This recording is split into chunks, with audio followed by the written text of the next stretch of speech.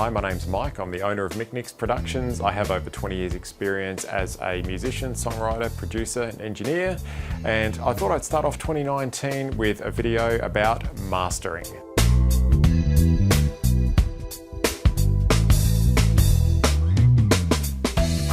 Firstly, what is mastering? Put simply, mastering is the final stage of the audio production process. It's the stage where the final polish is added to the mix and it is prepared for commercial release or commercial distribution. Why master? To ensure playback on all different systems, including a big nightclub sound system to a car stereo to iPhone earbuds that you wear every day. Mastering is there to make sure the music plays consistently across all areas. Mastering is also used to obtain a cohesive sound across, say, an EP or an album. Now, occasionally you might have a release that calls for each song to be completely different. But generally speaking, mastering is there to make sure the levels and the overall tonality of the recording as a whole is consistent across all tracks. Audio restoration is another reason you may choose to have your music mastered.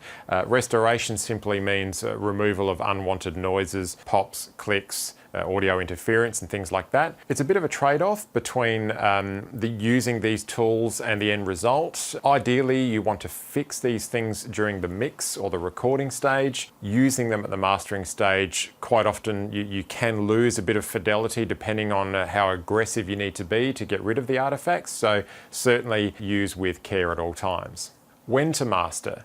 Essentially, when you're 100% happy with the final mix. So you've gone through the production and the recording phase, you've mixed the track, and you're 100% happy with it, and then you send it off for mastering because you're ready to release it. That's when you're going to be mastering your music. How to master? Well, that, ladies and gents, is the million-dollar question, essentially. In terms of the tools used, it is the similar tools that you would use throughout the recording, production, and the mixing phase, in that you would use EQ, compression, various different effects such as reverb, distortion, delays and things like that. All of these tools can essentially be used during mastering. It really is dependent on what the release needs to compete at a commercial level, if indeed that is your end goal. A critical listening environment is probably one of the most important things when it comes to mastering, in that you need a professionally acoustically treated space with high quality speakers and monitoring equipment. I think genre also plays a big part in how you might master your music. For example, a classical track would use a lot less, if any, limiting or compression and things like that, whereas a slamming hard rock or a punk track generally could have a lot more compression and limiting to give it that sort of punch and that aggressive sound that you might be looking for. Generally speaking, over the years, mastering was always about loudness and competing to be louder than everyone else. The great news is, in 2019, is that's less of an issue with loudness normalization across the streaming platforms. What that means is simply when your music is uploaded to Spotify or YouTube, etc., that they have their own algorithms which make the music the same volume for all tracks that are played. So it really doesn't matter if your master happens to be louder than someone else's, in that it's going to be turned down at the stage when it is streaming. The question of how to get a loud master on a streaming platform is a whole nother topic, and probably something I will go into down the track.